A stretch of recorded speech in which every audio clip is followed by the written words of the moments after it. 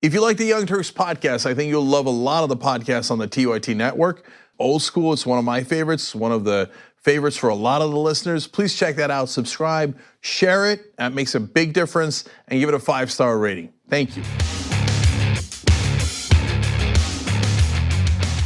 All right, welcome to the Young Turks. Fun and exciting show for you guys. Trump's a madman. I think you might have been onto that, but the rest of Washington isn't. I was on getting interviewed on the radio today, and they're all talking like, "Oh yeah, everything's fine," and I'm like, "No, the guy's mentally unstable." Yeah. Anyway, we're going to talk about that in the context of him walking out on the Democrats and throwing a temper tantrum in the Rose Garden. I actually have a little bit of breaking news as to why that might have happened as well. That's a little bit later in the program, although it's breaking. Anyway, and I have awesome updates for you guys on the Iowa rally. Awesome. TYT.com/rally. You're gonna see in just a little bit as well.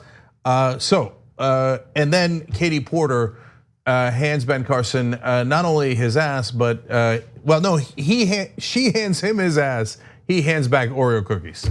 So that's a story. We'll get to that later. And then Biden versus Sanders on the crime bill. Drums. All right, let's have some fun. All right, Anna, what's up?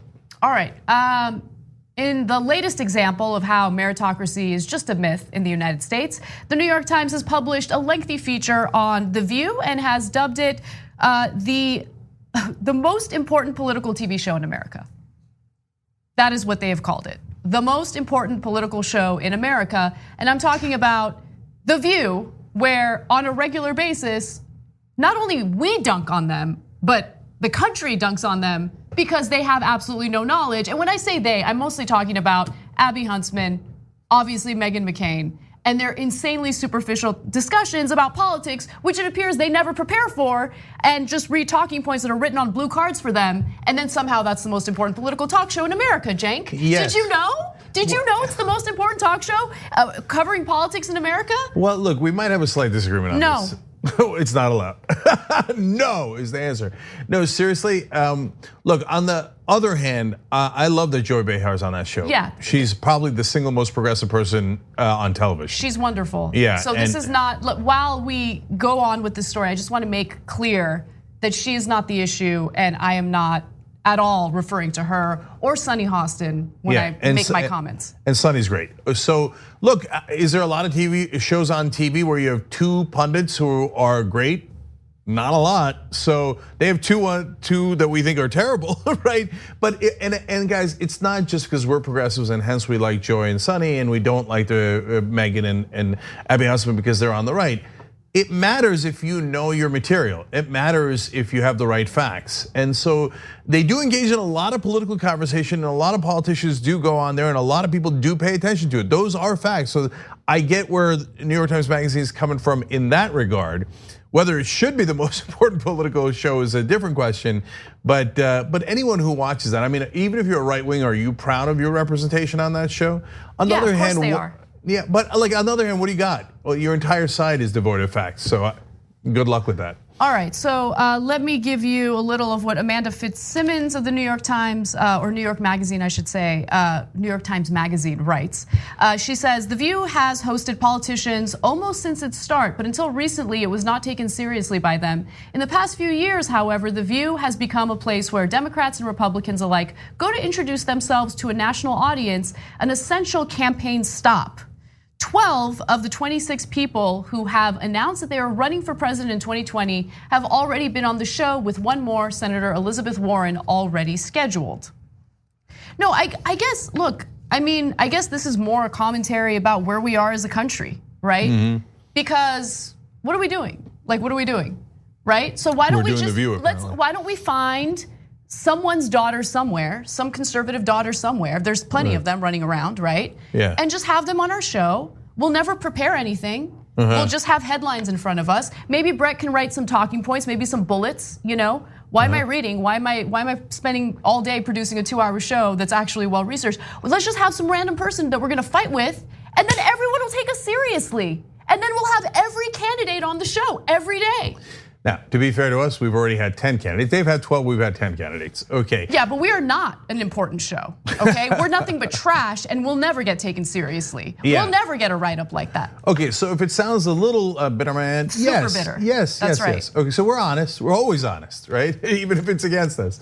But is Anna's frustrations about the lack of depth in the coverage in the overall media true? Of course it's true, and you know it. And in this case, I'm not referring to The View, I'm referring to the New York Times. If it's a mainstream media outlet, they don't have to be very substantive. And the New York Times can be seduced by celebrity, and so can The View, and etc. And everybody knows Meghan McCain's not qualified. All you have to do is watch for 5 minutes. And so that might sound harsh, but look, our job is to analyze the news. And if they are that relevant, then it's super important to analyze them, as we do with CNN, Fox News, MSNBC, etc. And you know what the reality is. And she's on there because she was John McCain's son. But New York Times finds that legitimate and wonderful, and so does the rest of the media. That is why things on The View are amplified. Whereas when we have Bernie Sanders, Elizabeth Warren, Tulsi Gabbard, Tim Ryan, etc. on, they are not as amplified because they go, oh no, you guys are online. Now wait a minute, what does that have to do with the amount of the audience? We have 50 million unique viewers a month. They're like, I don't understand internet numbers. Okay, then you should be fired, okay? And I'm gonna tell you why this is relevant beyond us in a second. It's actually super important to this race and to the national conversation, because it's not just about us, okay? And then you say, all right, well, we're online. I don't know why that would make a difference, but as you watch any of our interviews, we ask much tougher questions, right?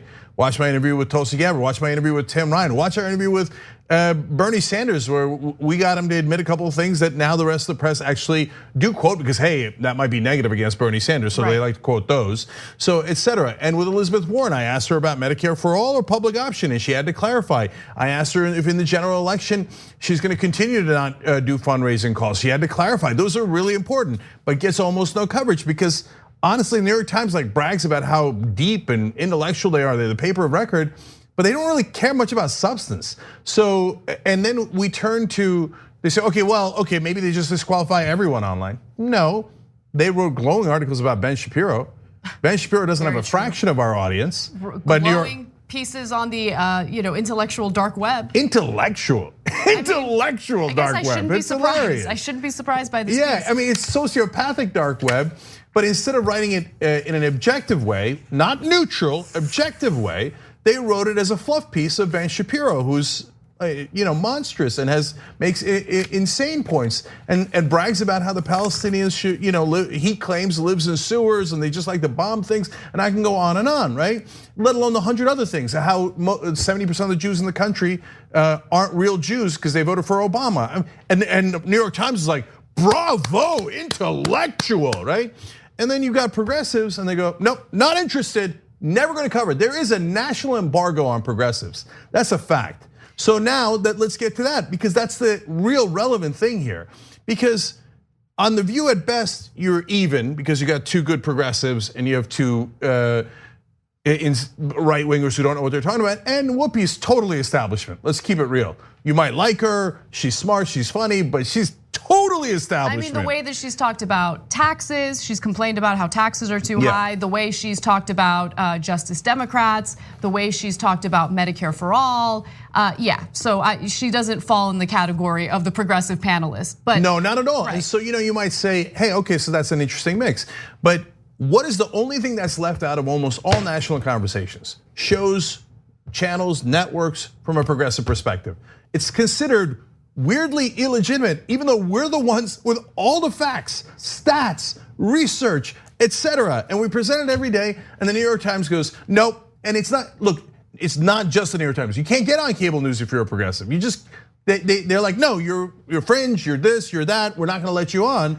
And then, even though the majority of the country's with us, 70% on Medicare for all, 76% on raising taxes on the rich, 78% on climate change, on every issue, the country's massively progressive. But television and the print media, and led by the New York Times, has such disdain and bias against progressives that they never ever feature them.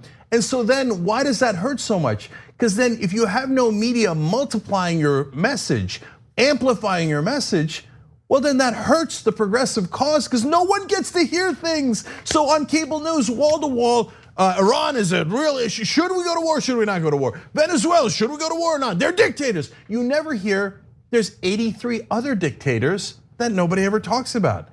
That progressive message never makes it on the cable news. And I can go on in each of those instances. And then they turn around and they make it seem like we're the fringe. No, we're mainstream, and there's a giant media blockade against us. And yes, the New York Times is doing a miserable job of it. So miserable. Let me jump in, because while everything you're saying about progressives not getting included in the conversation is true, for me, and the way that I reacted to this is a little different. Yes, I care about the progressive message getting out there, but I feel like progressives have been beaten down and have been belittled so much by the media that their dismissive nature doesn't surprise me. The thing that still somehow surprises me, and I don't know why it does, because I've already come to this realization over and over again, is this like nonsense that gets like peddled regarding just work really hard, be really smart, do all the right things, and you get rewarded. No, you don't. You don't get rewarded for those things in this society. You get rewarded if you're willing to whore yourself out there, right? Get involved in nonsense controversies, do things that are salacious, just lead any type of drama on a show. Be someone's daughter, whatever nonsense that doesn't require a single ounce of hard work. That's what gets rewarded. I'm gonna give you the examples, okay, from the actual piece that I'm talking about here. The on-screen confrontations and salacious rumors about off-screen intrigue, panelists screaming and crying backstage, hosts and producers needing to be physically separated have always been central to the show's appeal. At times, the drama between hosts eclipsed interest in what was happening on air. That's what it is. That's what it is. So who wants to pretend to be a conservative daughter of a politician? Can you guys come on here and just pretend like you're disagreeing with us, and we'll get into ridiculous spats that'll then get, a lot of press attention, and then maybe we'll get taken seriously. I mean, isn't that ironic? That if Anna and I, let's say we had a fake fight, like real, like it looked really bad and there was a lot of drama, and then would people be more likely to cover it? Yeah, 100%. Absolutely. Let me just roll my eyes every time you speak. Yeah. We'll practice it right now. Yeah. Go ahead. Okay, can I do it too or no? Can I just say that person is my best friend? How dare you? Okay. Okay, you're my wedding, Denise. Anyway, I'm sorry. I guess I just needed to vent about this. It's so frustrating to see like these insanely long glowing features about nonsense, celebrating and applauding nonsense. That's why we have Trump. Yeah. That's why we have all of the situations we have politically right now. It's because our media celebrates nonsense. Okay, I'm gonna end on this. And again, it gives you a sense of why it's so important. The contrast between how much coverage Trump got and how much coverage Bernie Sanders got in the lead up to the 2016 election. So Bernie Sanders was on a lot of Sunday talk shows, to be fair, but he was, there was pretty much a blockade elsewhere. It should have been a fascinating, amazing story. He closed a 60-point lead on Hillary Clinton. 60 points, unprecedented, never seen before. On the network news, on the evening news, I know you think nobody watches that anymore, but that's because you're young. No, actually, more people watch that than cable news, and they had almost no coverage of Bernie Sanders in the year 2015 as he was closing that 60 lead, almost none. Okay. On the other hand, in the primaries alone, Donald Trump got over $1 billion in free media coverage, and what did that do? That propelled him. And so, what did Bernie Sanders have? He had policies that were detailed and that he had stuck with for 40 years and that were now gaining momentum throughout the country and polling incredibly well. Big mistake. Okay. Big mistake. You should know which country you're living in. That's right. You're in the United States of America. So if New York Times, Washington Post, and cable news saw that and thought, oh, that man of substance that closed a 60-point lead and that has all the young people in this country amazed by him and following him, not interesting. Okay. I mean, look at his hair. But a reality show clown, an orange clown, fascinating. Give him $1 billion. Okay, let me ask you guys this. Okay, put Bernie Sanders aside. if for a second, now Donald Trump's a strong conservative in their point of view. I think he's incredibly weak. Oh, one could argue I'm a strong progressive. In fact, I'm banned from most of television because oh no, you're too strong. I don't know what that means. Like, no, it's like sometimes you raise your voice like this. No, the right wing can raise their voice all they want. The right wing can bash the media and call them the enemy of the people. No problem. Please, sir. Yes, sir. Right away, sir. All over cable news, New York Times, etc. Right? Progressives, hey, watch yourself. Okay. So imagine if they gave me, us, Kyle Kulinski, it doesn't matter. You name a progressive. Of course, New York Times doesn't know any of these people. They're like, research. We don't do research to the New York Times. What's shiny? Squirrel, right? Anyway, if they gave, let's take Kyle, let's take me out of it, right? Kyle Kulinski does secular talk, wonderful talk show host. He's in the TYT network. He started on his own, etc. Got an enormous amount of subscribers, unbelievable amount of views, etc. No one in the mainstream media has ever heard of him because they don't do research. They don't know. We're all moving a generation, but they're like online. I don't know what that is. Imagine if you gave Kyle Kulinski $1 billion in free media coverage. $1 billion. Do you know what we could do? He alone could move the entire national conversation. But nope, progressives, you get nothing. Conservatives, billions of dollars in free media. So does that affect things? Hell yes, it does. Look, this is gonna be one of the things that I talk about at the rally we're doing in Iowa. June 8th in Des Moines, tyt.com/rally, be there. We're gonna try to change that conversation. And they're gonna, if we are successful, they will cry and cry and cry. I guarantee you they will blame us and they go, oh my God, anyone acting strong or aggressive on the progressive side is not allowed, and they will try to ban us from more places, okay? But we're gonna roll that army out. And so come with me, let's go talk about it, because if we don't change the national conversation, they're doing it again right now. And it's gonna affect who the next president of the United States is. It's gonna affect how this whole country goes. We have to end this bias, and it's the worst bias in America. And for the people who are supposed to be so good at this, and I can't stand the respect that the New York Times gets now, because all they ever do is glorify the right wing and the mainstream and the establishment, and they never give progressives a voice, and that's the reality. All right, now that we have concluded our venting session, we will come back from the break and cover the real news, including the latest. No, but I'd say that's the most important news. Yeah. Because if progressive message never gets the word out, it's a super unfair fight. And then you say, okay, well, they could get it out through you. We do. They get it out through us, and the rest of the media goes, another blockade. Okay, if they come on the Young Turks, don't talk about it. Blockade, right? So with that blockade, what the hell are we supposed to do? And then they're like, hey, why do you get angry at us? Why do we get angry at you? You know what? I don't know. Maybe I should be like the conservatives and say that you're the enemy of the people. Then maybe you might cover us. Then you might go, oh my God, I'm scandalized. Oh, and wait, is anybody a kid of anyone? Because then we might really cover it. Yeah. All right, look, yes, the news of the day, including Donald Trump being insane in the Rose Garden.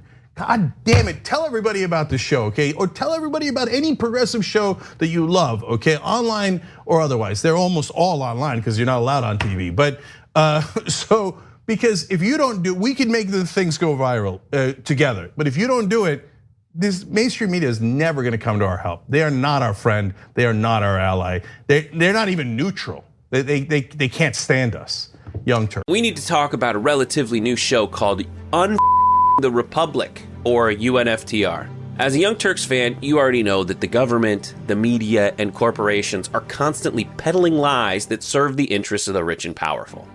But now there's a podcast dedicated to unraveling those lies, debunking the conventional wisdom. In each episode of the Republic, or UNFTR, the host delves into a different historical episode or topic that's generally misunderstood or purposely obfuscated by the so-called powers that be, featuring in-depth research, razor-sharp commentary, and just the right amount of vulgarity. The UNFTR podcast takes a sledgehammer to what you thought you knew about some of the nation's most sacred historical cows. But don't just take my word for it. The New York Times described UNFTR as consistently compelling and educational, aiming to challenge conventional wisdom and upend the historical narratives that were taught in school. For as the great philosopher Yoda once put it, you must unlearn what you have learned. And that's true whether you're in Jedi training or you're uprooting and exposing all the propaganda and disinformation you've been fed over the course of your lifetime. So search for UNFDR in your podcast app today and get ready to get informed, angered, and entertained all at the same time.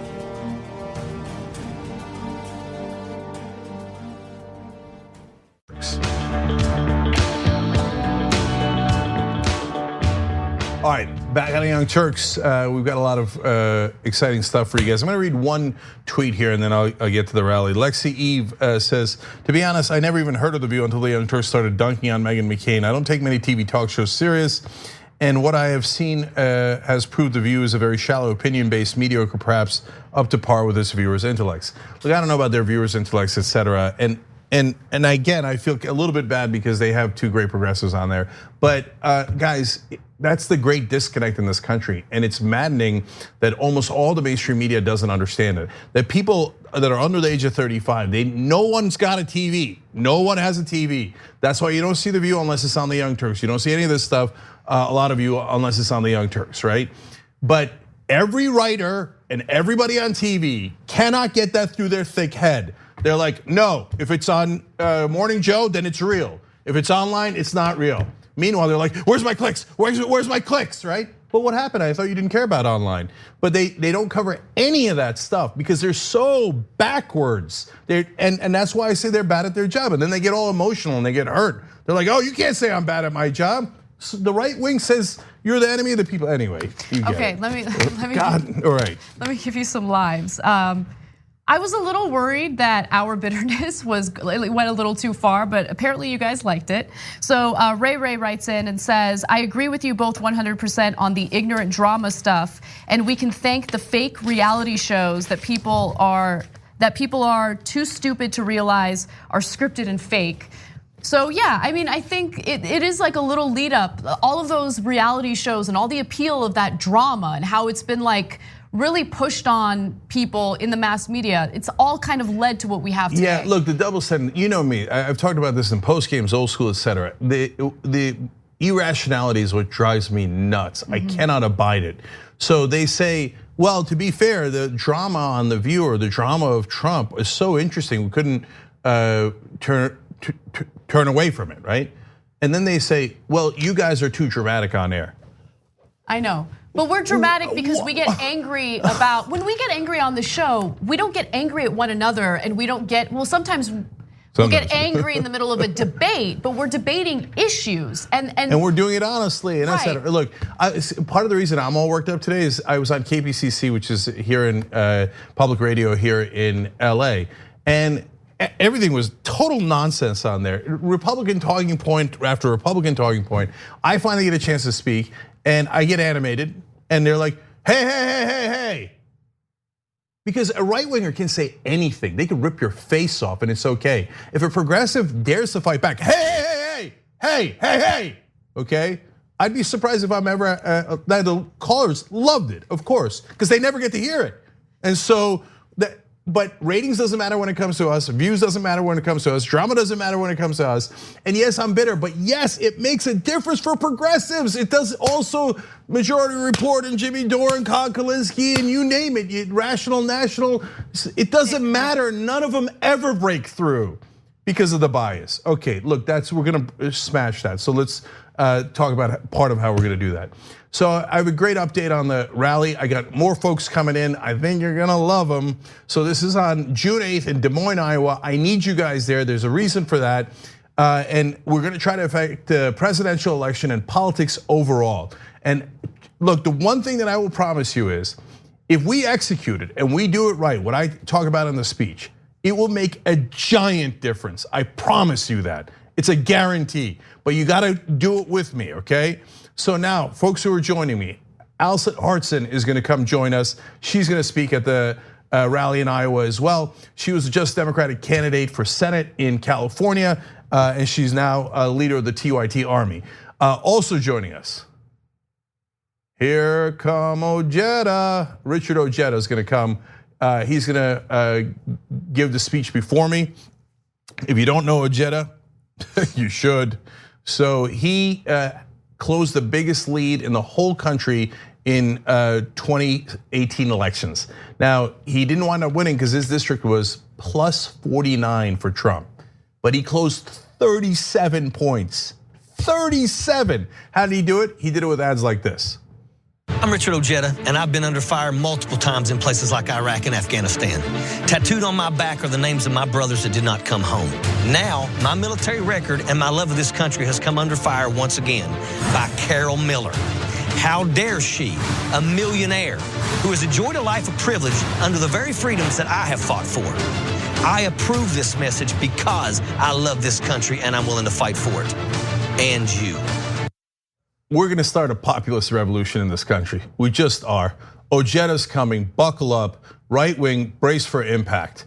So he's gonna talk about anti-corruption. If you never saw his ads against corruption, okay, that was an aggressive ad, get a load of this.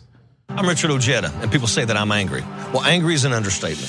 When I come home and I find that I got children in my backyard that have it worse than the kids that I saw in Iraq and Afghanistan, I can't accept that. When I see companies using bankruptcy loopholes to keep from paying our coal miners the pensions that they work for, I will not sit quiet. Ladies and gentlemen, we have been sold out. We've been sold out by people like Nancy Pelosi, Mitch McConnell, and the Washington insiders. I approve this message because I am angry and I'm ready to fight back. That whole town cleared out when they heard Ojeda was coming. Wait till you see Des Moines, okay? And by the way, more announcements might be coming soon. But I need you guys to sign up and I need you to be there. Go to tyt.com/rally. I'll see you in Iowa. Okay, now I got breaking news for you guys. A judge has decided that Donald Trump cannot block Deutsche Bank and Capital One from turning over his financial records. To which I say, tick, tick, tick, tick, tick, tick, tick, tick. Why do you think Donald Trump lost his mind today in the Rose Garden? He walked out of a meeting with Nancy Pelosi and went ballistic in addressing the press. The pressure is getting to him. Why do you think that in the Mueller report they say that he obstructed justice 12 times? And now Mueller says, hey, the Justice Department cannot indict a sitting president. It's up to Congress to take action on this. But he laid out clear evidence of 12 different obstruction of justice. Now, if he didn't collude with the Russians during the election, what's he obstructing for? Why is he covering up? Well, it's because he doesn't want you to get to his financial records, which has all the evidence of his different financial crimes. When Mueller didn't investigate his business ties, Trump must have thought, how did I get this lucky? This is even luckier than when my daddy left me $413 million. This is even luckier than when I went bankrupt 6 times and still got away with it because my daddy gave me more money. So, but now when the Democrats are continuing to insist, we want those records, that's what's driving him crazy. He's less worried about anything else than he is, do not find out about my finances. So now in this case, it is US District Judge Court for the Southern District of New York, and it is US District Judge Edgardo Ramos that made the ruling here. Of course, it'll be appealed, but the fact that it went against him is bad news, and it is proceeding quickly through the courts, way too quickly for Donald Trump's taste. His accountants, Mazars, he lost a case on that too. They have to turn over the records. This has been subpoenaed by Congress. Now Deutsche Bank has to turn over all of his financial records as well as Capital One. Tick, tick, tick, tick, tick, tick, tick, tick. On top of that, same day, New York State just passed a law. Andrew Cuomo has to sign it. He said some equivocal stuff, but it'd be insane for him not to sign it. Where they said we can now turn over his state tax returns. Ooh, tick, tick, tick, tick, tick, tick, tick, tick. There was wow. So the state of New York is getting super aggressive because there's that update. And yesterday we spoke about a different update regarding whether basically state lawmakers want to be able to prosecute individuals in the Trump administration, maybe possibly Trump himself, if he's been investigated for a crime on a federal level and maybe the state prosecutors would want to investigate him for the same crime, right? So it's like a double jeopardy type situation, but in this case, they would make an exception if they feel that an investigation is necessary for possible criminal activity. And several states, including New York, are thinking of keeping off anyone from the ballot at the presidential level if they do not turn over their tax returns. And insiders are saying Trump might not even go on the ballot in those states. Think about how worried he is that you're gonna get his financial records, that he's willing to say while running for president, Okay, just leave me off the ballot in those states. I don't even care. That's amazing. There's a time bomb in those records. I guarantee it. I've said it from day one, and everything he's ever done has confirmed it. And now he's in a cold sweat panic over this. And what makes this different from the investigation into possible conspiracy with Putin is that in this case, you have members of, his previous legal team, Michael Cohen included, who have, under oath testified that Donald Trump has committed certain financial crimes, including inflating his assets to obtain loans from Deutsche Bank and then deflating his assets in order to commit tax fraud. So there's two different sets of potential crimes here. One is the one Anna is mentioning. There's insurance fraud, tax fraud, the list goes on. And then there is the connections to Russia. So let me give you two final quotes here from the Washington Post story today about this breaking news. Shortly before Election Day in 2016, Deutsche Bank finalized a $285 million loan to Kushner's real estate company, the Washington Post has previously reported. So that is giving you the context that you need. Kushner obviously is son-in-law and working in the White House now. Congressional Democrats have long said they want to examine the bank's loans to the Trump and Kushner businesses, particularly to see if there is any connection to money laundering in Russia. And Deutsche Bank has already paid hundreds of millions of dollars in fines for doing money laundering with Russians. Tick, tick, tick, tick, tick, tick, tick, tick. All right, okay. So we have some other news, it's kind of related. Donald Trump abruptly ran out of an infrastructure meeting following a press conference that Nancy Pelosi had. Apparently what she said during this press conference, which we're about to show you, really upset him. We do believe that it's important to follow the facts. We believe that no one is above the law, including the President of the United States, and we believe that the President of the United States is engaged in a cover-up,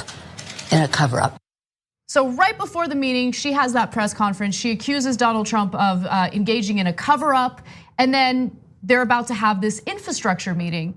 They get together to have the infrastructure meeting. It did not last long. It lasted about 5 minutes and he abruptly walked out. According to reports, Trump was visibly angry when he arrived in the cabinet room about 15 minutes late to meet with Pelosi and Schumer. He did not shake hands or sit down, and after accusing Pelosi of saying something terrible, he headed out without allowing time for a response. Okay, guys, just pause there. I mean, this is literally what kids do. I'm taking my ball and going home. Adults, including, I should hope, the President of the United States, sit down, even if it's their adversaries. And think about this. Donald Trump is willing to sit down with Kim Jong-un, and he's not willing to sit down with Democratic leadership. He said that he's in love with Kim Jong-un, but he's not willing to even talk to Democratic leadership. He yells at Nancy Pelosi and says, "You said something terrible about me. Marcy told me in 3rd grade class. And so in recess, I'm gonna strike back." I mean, you said something terrible about me and you walk out? What kind of a child does that? The press and everyone else, including Democratic leadership, are treating it like things are normal. They're not normal. The emperor has no clothes. The president has no mind. Yeah, well, so following his abrupt walkout of that meeting, he gave his own press conference, and here's what he had to say. Just saw that Nancy Pelosi, just before our meeting, made a statement that we believe that the President of the United States is engaged in a cover-up. Well, it turns out I'm the most, and I think most of you would agree to this, I'm the most transparent president probably in the history of this country. Things are going well, and I said, let's have the meeting on infrastructure. We'll get that done easily. That's one of the easy ones. And instead of walking in happily into a meeting, I walk in to look at people that had just said that I was doing a cover-up. I don't do cover-ups. You people know that probably better than anybody. Okay, so first, just some quick fact checking before Cenk gives you more context into the environment around him as he was giving this press conference. He is not the most transparent president. He is literally, really? He's literally suing every single financial institution he's ever done business with to prevent the release of any type of financial document that has his name on it. That is the definition of being non-transparent, untransparent. That is exactly what he's doing right now. He also, remember, had his goons go after the schools that he went to prevent the release of his transcript so people wouldn't know what his actual grades were. I mean, you are not transparent. You are the antithesis of transparent. Finally. Opaque.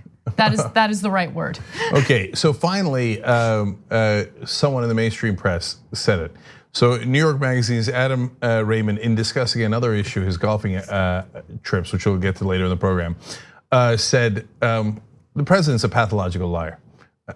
Thank you, finally, right? Of course he is. He's literally said, according to the Washington Post documentation, over 10,000 lies since he's taken office. I don't know that any other human being can physically even say that many lies in that short period of time. And all he ever does, so he comes out and he says to the press, who he says is the enemy of the people, who he has this incredibly adversarial relationship with. Now, I think, as most of you would admit, I'm the most transparent president ever. No, not a single person in that room would admit that, other than if they work for one of those conservative trash websites, right? So, how does he even say that with a straight face? I mean, he lies every day with a straight face. He's gotten a lot of practice. So it doesn't shock me or surprise me when he lies. It's brazen, it's laughable, but at the same time, look, I just want to quickly comment on the politics of what's going on and what happened today, because it's, in my opinion, if it was meant to be political and if there was strategy behind what Pelosi and Schumer did today, I think it was a little genius, and I want to give them a little bit of credit. So I don't think it was an accident that Pelosi accused him of a cover-up in a press conference right before this meeting. Everyone knows that Trump has incredibly thin skin. Everyone knows that he likes to throw temper tantrums like a child.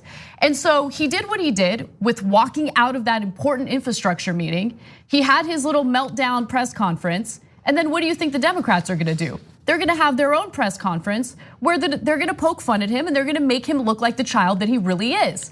And here's an example of that. Here's Pelosi talking about Trump bailing. For some reason, maybe it was lack of confidence on his part, that he really couldn't match the greatness of the challenge that we have. Wasn't really respectful of the reason of the Congress and the White House working together. He just took a pass, and it just makes me wonder why he did that. In any event, I pray for the President of the United States. Okay, that very last part, like I pray for the President of the United States. No. I feel like that was gratuitous. Let's move on. No. I loved it. You did? Yeah, okay. And so, you know me, not a big fan of Pelosi, to say the least. But this to Pelosi on this one. Seriously, well played. Getting under his skin before the meeting always works. So finally, someone using a little bit of strategy. So credit where credit is due. And then afterwards, to come out and say like, to clearly imply there's something wrong with the president, and he wasn't man enough for the challenge. He was weak. Yes, thank you. Finally. We've been saying this for 4 years. Don't attack him on, like, it's okay to point out his bigotry, etc. But if you really want to do political damage to him, talk about how weak he is, how insecure he is, what a child he is, etc. So that's what she did there. And even saying, I pray for the president, is wonderfully demeaning. Yeah, you know what? You're right. It just, I know what she's about. So for me, it rubbed me the wrong way. But you're right in that it's gonna work in this, I believe, political strategy. One more video though, and this is Chuck Schumer, because he went a little further than Pelosi in the press conference, and I actually really enjoyed watching what he had to say here. To watch what happened in the White House would make your jaw drop. We Democrats believe in infrastructure. We believe our roads and bridges need repair. We believe that rural America, as well as inner city America, needs broadband. And so, despite signals in the previous few weeks that he might not be serious, we went forward. We came here very seriously. The president asked in his letter last night, where would Democrats spend the money on infrastructure? I was prepared to give him a 35-page plan detailing this in all the areas I mentioned and more that had the broad support of Senate and House Democrats. We are interested in doing infrastructure. It's clear the president isn't. He is looking for every excuse. But now that he was forced to actually say how he'd pay for it, he had to run away. Oof, run away. That's a great phrase. We want to provide broadband to rural America. Right now, you can have a debate about how genuine Democrats are, Democratic leadership is when it comes to these issues. But I'm just specifically commenting on the political strategy here. And politically speaking, they are killing it with this type of strategy. Look, we're the fairest show in America. and so we criticize Schumer and Pelosi when no one else in Washington will. They've shown incredibly weak leadership for a long, long time. But we would give them praise if they showed strength because we have no bias against them. We just want them to do better. So today, I thought they were wonderful.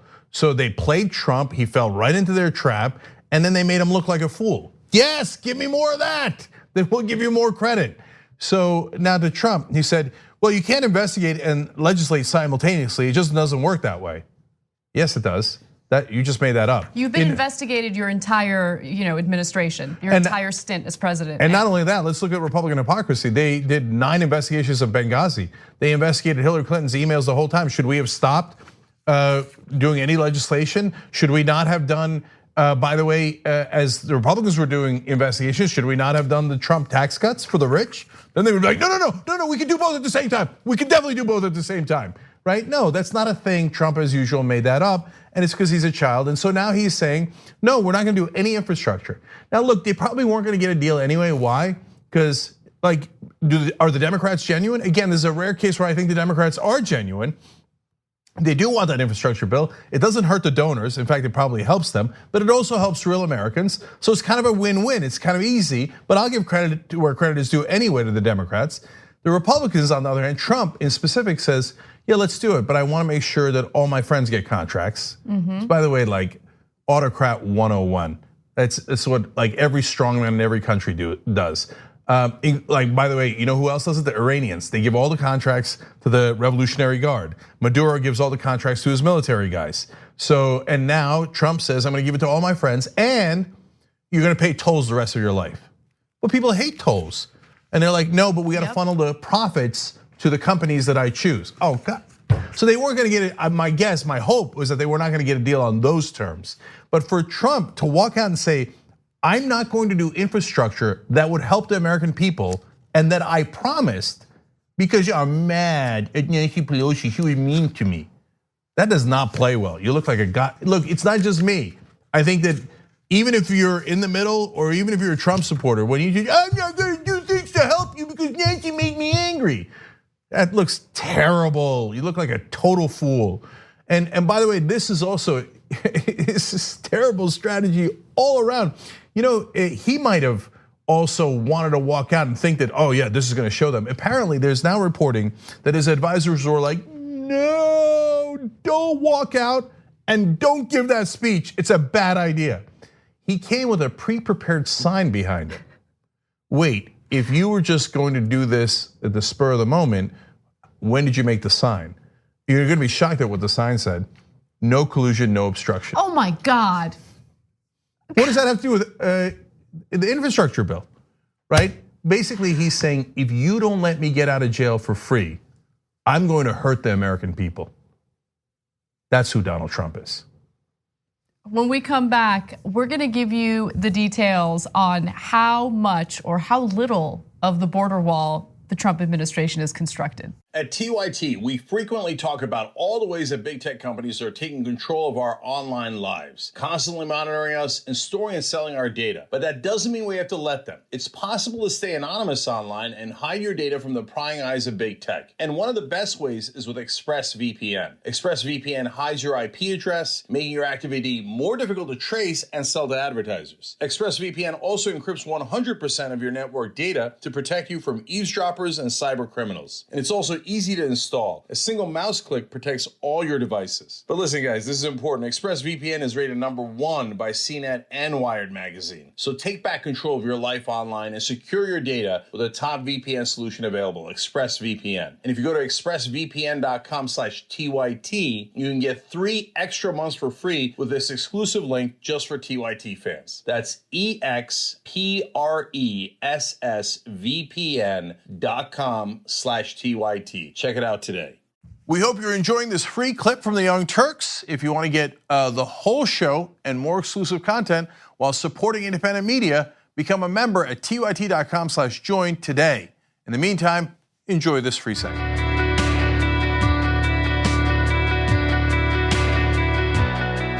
All right, back on the Young Turks. Let me read some comments first. Tamara 517 in our member section says, Cenk, let's start a fundraiser for TYT commercials on TV. We have super cool commercials on the network, and I do feel like people will pay attention. Bless your heart. You're wonderful for saying that, but no, we're not gonna do that. That's too much, but you're awesome for even suggesting it. Gabby Marita says, I don't do cover-ups, says the guy with the universe's most obvious comb-over.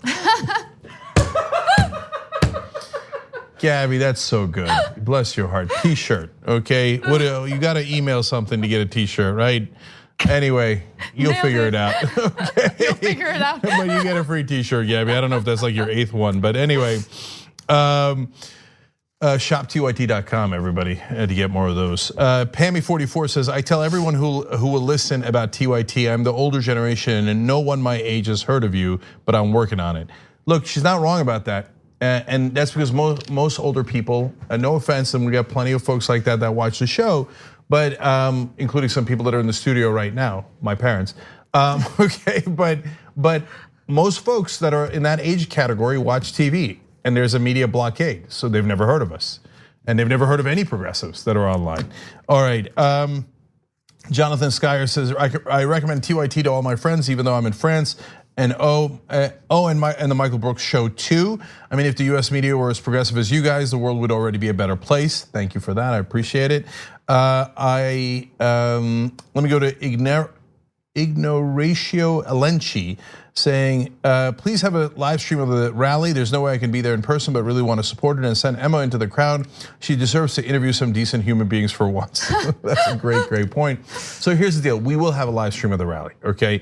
That we're working on it now. We hear you guys. We always respond to the best of our abilities to all of you. But it's important for you to be there in person. I'll explain when we're there. So if you can make it great. Will we interview people in the crowd? Yes. So I can't wait to interview or have some of our folks interview you guys in the crowd. And we got plans for what to do with that as well. Sloopy Drew says now on Twitter, Cenk, I signed up and we'll try to make the 10-hour round trip drive. If I do, any chance at a year membership, promise I'll cheer really loud. You're wonderful. Maybe. Look, I don't want to overpromise, and then I don't want things to get lost in the shuffle and then feel bad about it. But we do appreciate you coming out, so we'll do our best, okay? And then last one is Big Citizen Big saying, it just got, okay, so excited. I booked a trip to Des Moines on faith alone, Cenk, and I have been rewarded Ojeda and Hartson. I'm so freaking psyched. So tyt.com/rally, let's make that happen. And you should be psyched about that. That's really exciting. But you should also be excited about Aspiration because they pay 2% interest on your savings account. So check it out, go to aspiration.com/TYT. It's a really great financial institution that will not do dirty things with your money. Yeah, so I actually came up with a new word. It's the worst word I've ever come up with, so this is gonna be fun. But you know how on Old School we invent words like brolit, which means yes, as drunk as a frat brother. Yes. What was the other one? Apathy or canapathy? Canapathy. Canapathy is when you are confused, but then decide you don't really care. Yes, that's my favorite one. That's my favorite word. Yeah. So it actually happened to me the other day. I was like, I don't really know how that works. Nah, I don't care. Okay, so that's canapathy. Earlier I made up a word about aspiration. When you're too generous, that you've aspirationed it. Okay, because there's no fees, there's no ATM charges, you're getting crazy interest rates, etc. And they don't put money into fossil fuel companies. So you guys know that. Okay, now the worst word ever. Okay. I thought that was it, but okay. No, when you have a win-win, it's now going to be called aspiration.com/TYT. Oh my God, Cenk. Why are you doing Aspiration dirty like that? Come on, you could do better. So I'm very offended. I'm gonna walk out of this right now. So if the House Democrats say, hey, you know what? We are gonna pursue impeachment, and at the same time, we're gonna vote for Medicare for all. Hey, they just pulled an aspiration.com/TYT. That's a win-win. Everybody wins. You're crazy. Your money is clean. Yeah. And you get better rates and better fees. Yeah. And by better fees, we mean no fees. You get to decide what fees they charge you. And if you decide 0, they will charge you 0. It's amazing. Yeah, they aspirationed this deal. It's crazy. They really did. They really did. All right, let's get to some more news. The Trump administration is getting a lot of heat from people on their own side, conservatives, including conservative outlets like the Drudge Report, which just published this headline: wall stall, less than 2 miles built, incorrect figure, 500 miles by end of year, Border Patrol chief out. Okay, so conservatives are going after the Trump administration because a new report, actually there are 2 different sources, one of which is a lawyer for the 20 attorneys generals that are going after the Trump administration over the declaration of a national emergency that doesn't exist. That would allow Trump to use funds that were not allocated for the border wall toward the border wall. And then the other source is the Trump administration itself, which has released a report indicating that not much of the wall has been built. In fact, they don't even refer to it as a wall, they refer to it as fencing. So according to the attorney here, Douglas Letter, and again, this is the person representing the Democrats in these lawsuits, the administration recently provided updated information to Congress on the status of its efforts as of April 30th, 2019. Based on that updated information, it appears that CBP has now constructed 1.7 miles of fencing with its fiscal year 2018 funding. Now, here's an important thing to keep in mind. The distance constructed so far is just 3/4 of a mile more than what the administration reported at the end of February. So the construction is incredibly slow moving. Conservatives are angry about it. There's a considerable amount of money that's already been spent on this absolute nonsense. And so everyone's angry, which is amazing. Conservatives are angry. Obviously, Democrats are angry. A lot of taxpayers are frustrated that their taxpayer money is being allocated or is being used for this when in reality it was allocated for something else by Congress. And so it's a big mess, and the administration is trying to do some damage control, which is only, they've only dug themselves into a deeper hole. I'll show you that in just a minute. Maybe they could put a wall in that hole that they dug deeper. So now some context. Do you need this context? 1.7 miles, not a lot. 3/4 of a mile since February. We're now near the end of May. Now, Trump talks so much about how he's so good at building. Remember, he said, nobody knows building better than I do. No one knows construction better than I do. He meant building a list of bankruptcies. Yes, no, but that's actually, it happens so frequently that no one will ever give him money, not even the Russians, not even Deutsche Bank, to build buildings anymore. For golf courses, the Russians pay for, et cetera. And his main business is now licensing his name. Because when he went to go build things, they all went bankrupt. Not only the towers, et cetera, but in Atlantic City, he built 3 casinos. I mean, the house always wins unless it's Donald Trump. He couldn't even run a casino. That's how incompetent he is. So you should not be remotely surprised that he couldn't build a wall if his life depended on it. So it turns out he's wasted all that money, just like he did in the business world, and built almost nothing. But just like in the business world, he put his name on it. He's like, that's Trump. Trump did that. Trump do wall. Trump built big wall, amazing wall, strong wall, beautiful wall, surrounded by wall. So let me give you some more facts and figures on this. A May 20th report by Customs and Border Protection on the status of the border wall specified that the $1.5 billion in 2018 funding is being used to update or build 80 miles of the border wall. So some might think, well, that kind of conflicts with what the lawyer said here. No, it doesn't. In fact, it doesn't conflict at all. They're saying that money is being used for what we're hoping to accomplish, but they have not accomplished that, not even close. In fact, in their own report, they admit that not much of the border wall has been built. The report doesn't state how much of the $1.5 billion has been spent to date and doesn't contradict Letters' claim. Letters, again, is the lawyer that I've referenced. So with that said, though, again, conservatives are frustrated, they're angry, and Sarah Huckabee Sanders went on Fox News to attempt some damage control. It did not end well. Let's take a look. It looks like the wall, we only have 2 miles built to the wall. What's going on there? And does the president still think he can get 400 miles done of the wall by the end of the year? Absolutely, and that's an incorrect figure. There's far more than 2 miles that have been built. We're still on track to get close to 500 miles built by the end of the year. The Army Corps of Engineers, working with DHS and DOD, are putting a tremendous amount of effort into not just building a new wall, taking down some of the barriers that have existed that are completely ineffective, and putting in the very effective border wall that they've been building over the last couple of months. That's going to continue, and we're making great progress on that front. We would be doing it a lot faster and getting a lot more of it done if Democrats hadn't continued to stand in the way of actually securing our border, stopping this national security and humanitarian crisis, and actually working with the president instead of working against him. We would be making even double that progress by the end of the year if they would actually get on board and help out. So how much is built? I know that there have been, there's over 100 miles. I think it's close to 115 miles that have been finished. And again, we feel comfortable and confident that we're on track to get right around 500 finished by the end of the year.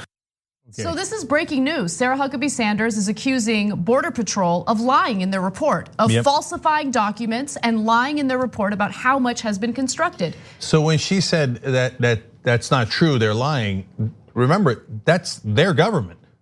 It's not like it's some other government. It's not Brazil's government. Customs and Border Protection reports to Donald Trump. So, I mean, these guys, again, we've gotten used to it, but it's insane for the president's top spokesperson to come out and go, oh yeah, the other part of the government is totally lying. Oh, and how much of the wall did you build? How much did you love that answer? 100 or maybe 115? Yeah, come on.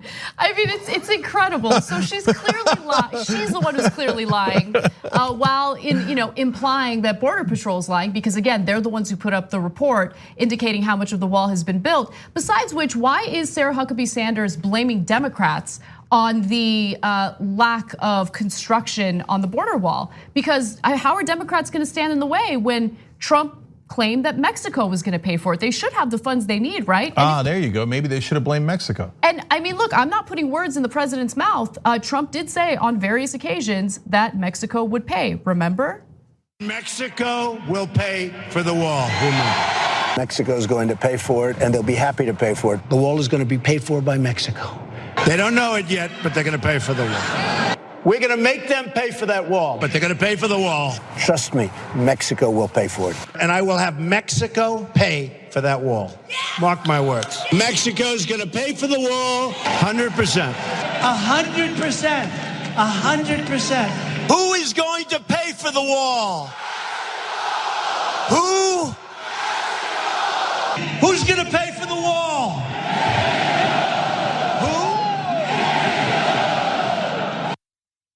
And I want to make sure I give you Trump's Twitter meltdown over this whole debacle. Now, keep in mind that $6.1 billion has already been spent on the construction or lack of construction at the border. Wow, I mean, come on, that's only a couple of $1 billion per mile. Crazy. So I just want, before you go to the Twitter, my favorite parts of that was, oh no, Mexico's going to be happy to pay for the wall. Do they look happy? Do we look happy? He said 100%, 100%. And mark my words. Well, good news for you, Donald Trump. We did mark your words. Yes, we did. Okay, yes, we did.